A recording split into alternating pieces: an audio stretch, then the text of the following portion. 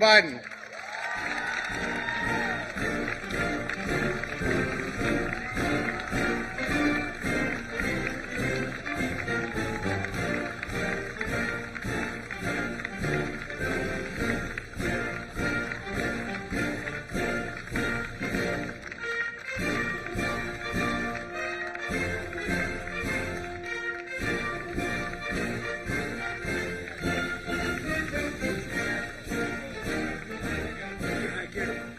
Hello, everyone. How are you? Well, it's great to be here. Before I begin to talk about the whole notion of rebuilding America, I want to talk very briefly about what happened in Nashville. We know the names of the victims. We've seen the initial footage of the attack. 3 children dead, all just 9 years old, including the daughter of the pastor. 3 members of the staff, school custodian, substitute teacher, and the head of school. I spoke with one of actually it was the governor's wife. The governor, he was telling me his wife was about to have dinner that night with her. There's still more to learn about what happened, but there's plenty we do know. We know that this family's worst nightmare, has occurred. I've lost a child not to that. I've lost a child to an accident and to cancer. But I tell you, there's nothing like losing a child, particularly the more senseless it is, the more devastating the impact on you. It's absolutely heartbreaking. And it's senseless. You know, those children should all be with us still. By the way, have a seat if you have one. They should still be with us. As a nation, this is not hyperbole, as a nation we owe these families more than our prayers. We owe them action. You know, we have to do more to stop this gun violence, of ripping communities apart, and ripping apart the soul of this nation. To protect our children so they learn how to read and write instead of duck and cover in a classroom. You know, we need to act. These are weapons of war. I'm a Second Amendment guy. I have 2 shotguns. My sons have shotguns. You know, but our states, you know, everybody thinks somehow the Second Amendment is absolute. You're not allowed to go out and own an automatic weapon. You're not allowed to own a machine gun. You're not allowed to own a flamethrower. You're not allowed to own so many other things.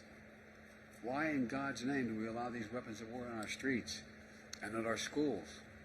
According to law enforcement, the shooter of this horror had 2 assault weapons and a pistol. And what in God's name are we doing? These guns are this is hard to believe. I never thought when I started my public life that guns would be the #1 killer of children in America. Guns, #1. It's sick. And overwhelmingly a majority of gun owners agree. We have to do something. Not just everybody, the gun owners agree. There's a moral price to pay for inaction. Last year, we came together to pass the most significant gun safety legislation in 30 years. It was bipartisan. We got it done. And don't tell me we can't do more together. So I again call on Congress to pass the assault weapons ban. Pass it. It should not be a partisan issue. It's a common sense issue. They have to act now. And people say, why do I keep saying this if it's not happening? Because I want you to know who isn't doing it, who isn't helping, to put pressure on them. You know, I know you see on television, it's not just merely the weapon in terms of that it's semi-automatic in effect, but the velocity with which it comes out of that muzzle, what it does when it hits the body. Most bullets would go just straight through and out, but it blows up once it's inside your body. What in God's name does anyone need that for in America?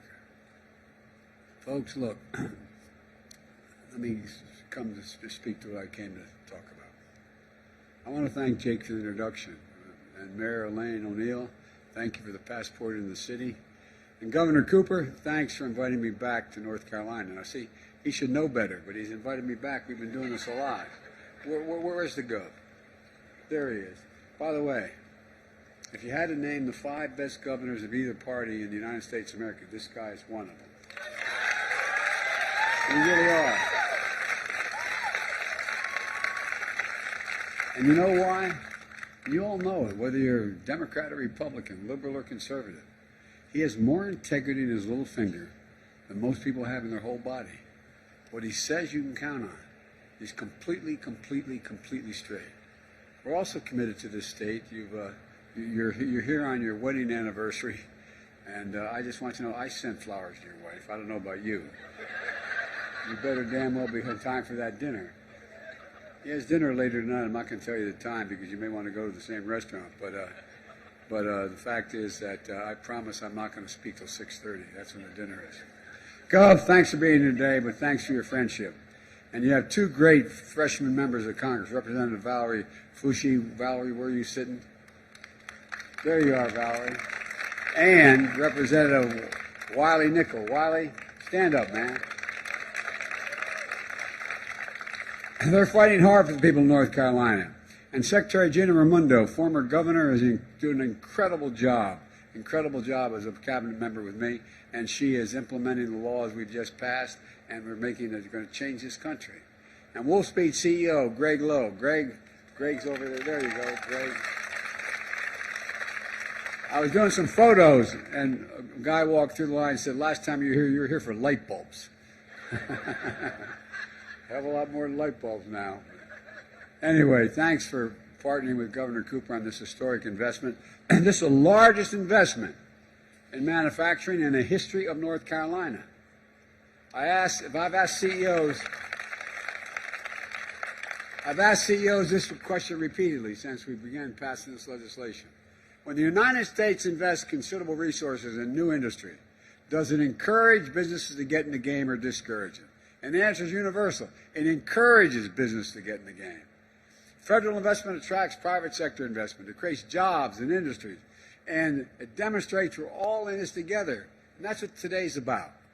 We're here to talk about what we're doing to invest in America, to invest in North Carolina, and the progress we made building an economy from the middle out, the bottom up, not trickle down from the top down. That never landed on my dad's kitchen table, the trickle down piece. Progress we made creating strong, sustainable economic growth. We passed the American Rescue Plan right after I was elected, the most aggressive economic recovery package since Franklin Roosevelt. We passed the bipartisan infrastructure law, the most substantial investment since President Eisenhower's investment in infrastructure, roads, bridges, ports, airports, clean water, high-speed internet. And we passed the CHIPS and Science Act, most significant investment in manufacturing and research development in our history. We used to invest 2% of our GDP in research and development. The last 35 years, it got down to 0.7%. But America's coming back. We're determined to lead the world in the manufacturing of semiconductors. We invented semiconductors in the United States of America. The Inflation Reduction Act is the most transformational investment in our climate ever, anywhere in the world. Put it all together, it's a plan to invest in America, invest in Americans, give them opportunity, invest in ourselves, and it's working. Here's what it looks like across the country. A record 12.4 million new jobs, including 800,000 manufacturing jobs. That means we recovered every single job lost in the pandemic and created 3 million more. Instead of exporting jobs, like to get cheaper labor costs, like I come from the corporate capital of the world, Delaware. More corporations are incorporated in Delaware than every other state in the Union combined. About 30 years ago, under Democrat and Republican administrations, corporate America decided to go where the jobs are the cheapest. And guess what? America lost its edge in manufacturing, lost its edge across the board. And we did that for decades. Now we're creating jobs. We're exporting jobs no longer. American products are being made here. We're growing the economy. And today I announced that since I took office, we've attracted, catch this, we've attracted $435 billion in private investment in American manufacturing. We announced over 23,000 infrastructure jobs so far, projects so far, not jobs, projects, and thousands of American communities across the country. And in the process, we're strengthening our supply chain. Right here in America, here in North Carolina, we're making chips that go into electric vehicles. These vehicles are powered by batteries and critical minerals that you're making here in North Carolina. We're making electric vehicles here in North Carolina. That's what invest means when we say invest in America.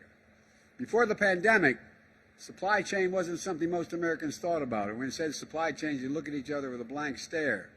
Well, guess what? Everybody knows what the supply chain is, because today, after delays in parts and products, folks experienced, everyone knows. That's why it's so important. You have to have access to them.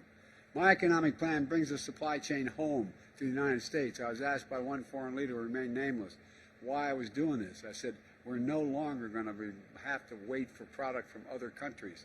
You're going to have access to what we do, but we're going to have the supply chain start in America, building a clean energy future made in America. And that means providing incentives for companies to manufacture clean energy technology here in North Carolina and across the country, where companies are making electric vehicles because of our investments.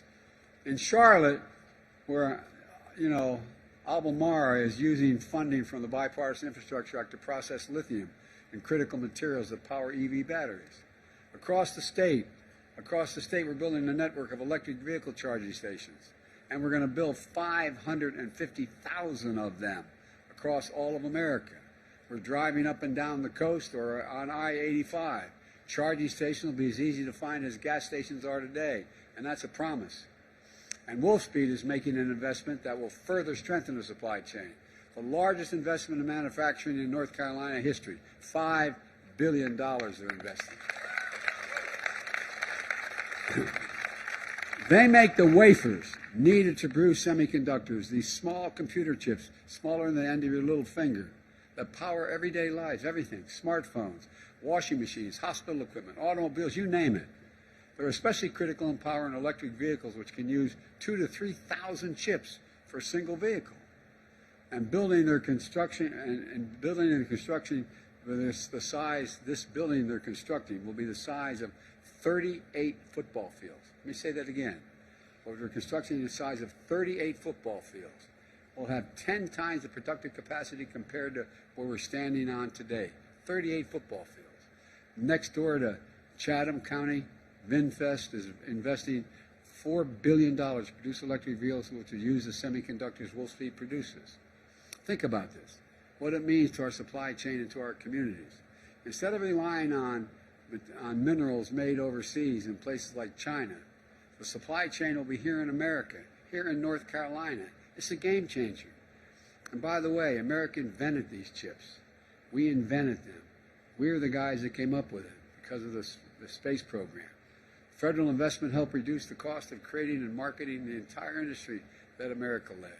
As a result, over 30 years ago, America had 40% of the global chip production. And then we got fat and happy. Something happened.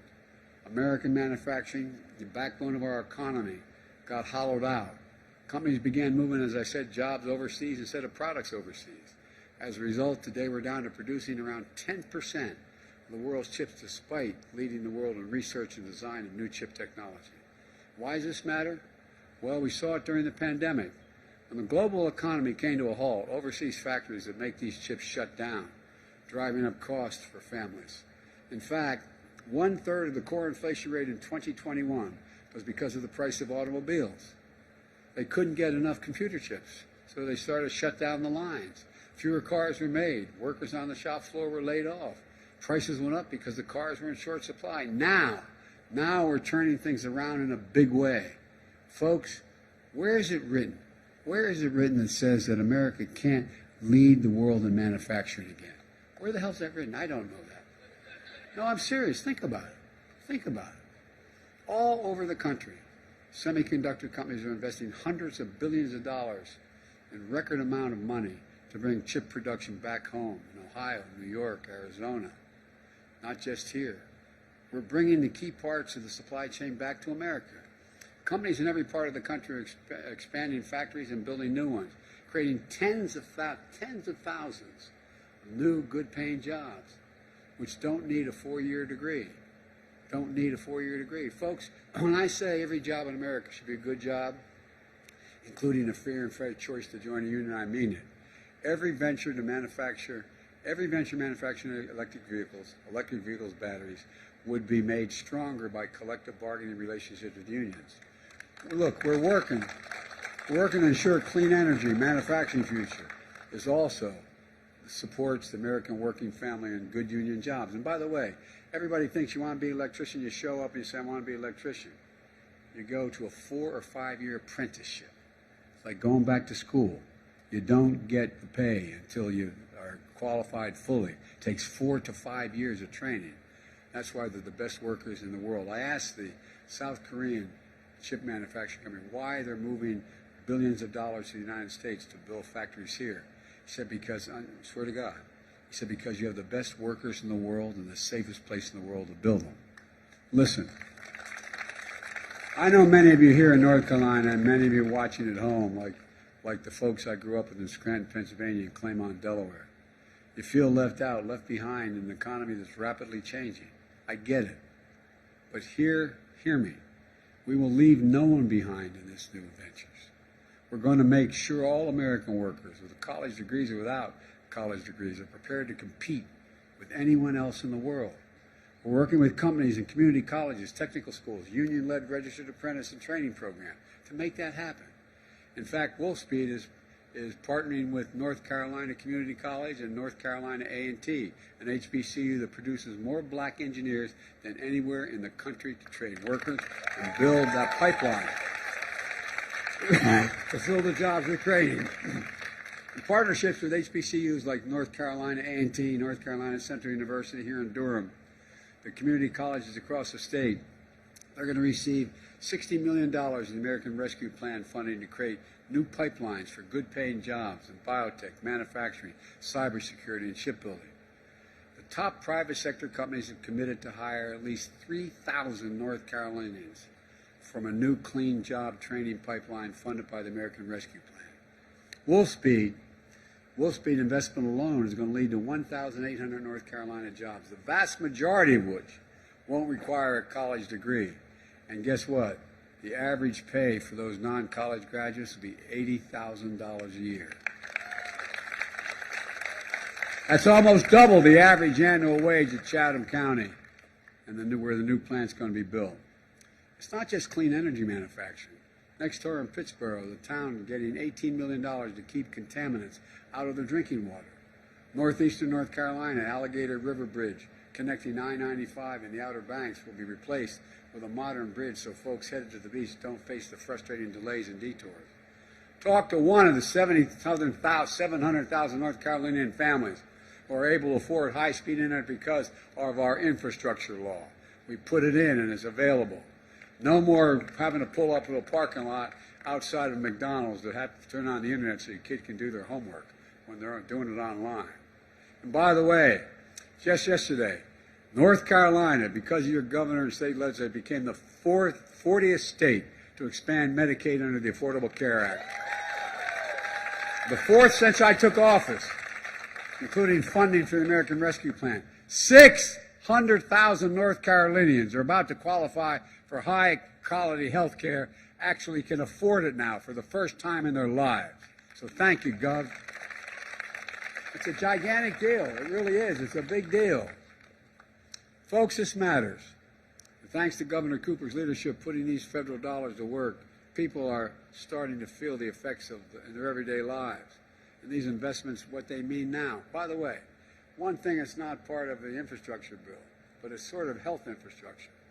We finally, after years and years, are able to take on big pharma.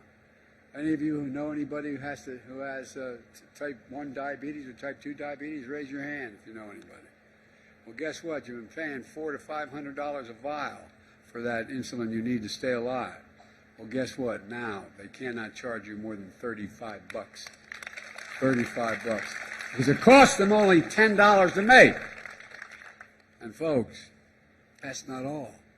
You know, a lot of people, particularly those on Medicare, they have health care bills that are insurance bills for their insurance that is incredibly high. So for drugs, for example, you have a serious cancer problem. You can be paying $13,000, $14,000 a year. Under the new law, no one's going to have to pay more than $2,000 a year for their health care, period. And guess what? In the process, I'm cutting the federal budget $168 billion. You know why? Because Medicare doesn't have to pay out those exorbitant, undeserved fees. They'll pay out what it's worth. So, folks, this not only helps patients, but it helps the economy. All these investments mean that now, if you grow up in North Carolina, you go to school in North Carolina, you can stay in North Carolina, and with a good job, and you can raise a family. And how many of you before had in small towns in North Carolina, someone goes out, gets a decent education, and the son or daughter comes in, Mom, I can't stay here. There's no jobs for me. I got to leave. Well, you're going to be able to stay. You're going to be able to stay. And none of this is happening by accident. It's not just happening in North Carolina. It's all part of my agenda to invest in America, American jobs, American innovation, pride in our country, dignity for workers and their families. But unfortunately, extreme MAGA Republicans, not all, but extreme MAGA Republicans are threatening to undo all this progress. They're putting our economy in jeopardy by threatening to refuse to pay America's bills. Not the ones, I cut the deficit by $1.7 trillion in 2 years. But guess what? They're talking about not paying our debt, which has accumulated over 200 years. All this, when you hear these trillion-dollar numbers, that's 200 years of debt accumulated. 200 years. They want to repeal the Inflation Reduction Act, which means they want to cut the investments in clean energy manufacturing and encourage companies to expand and create jobs instead of create jobs here. They want to cede our clean energy future to China to make us dependent on overseas supplies and supply chains, export jobs overseas, and weaken our energy security. MAGA Republicans in Congress all don't want to gut the CHIPS and Science Act, stripping our investments in the next generation of science and technology like biomanufacturing, quantum computing, and molecular electronics. Look, folks, it would mean ceding the future of innovation and technology to China. I've got news for you, and for MAGA Republicans in Congress, not on my watch.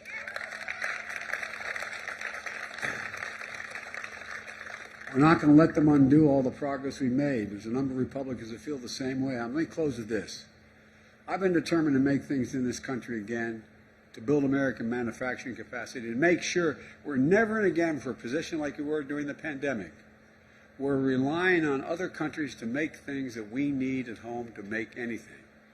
Folks, some folks didn't believe we could do it, but I've made no bones about it.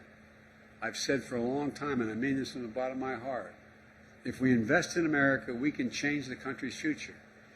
30 years ago, I'll say it again, we invested 2% of our entire GDP in research and development.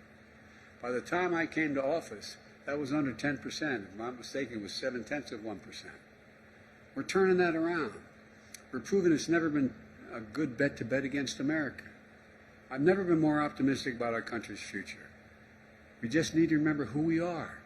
We're the United States of America. There is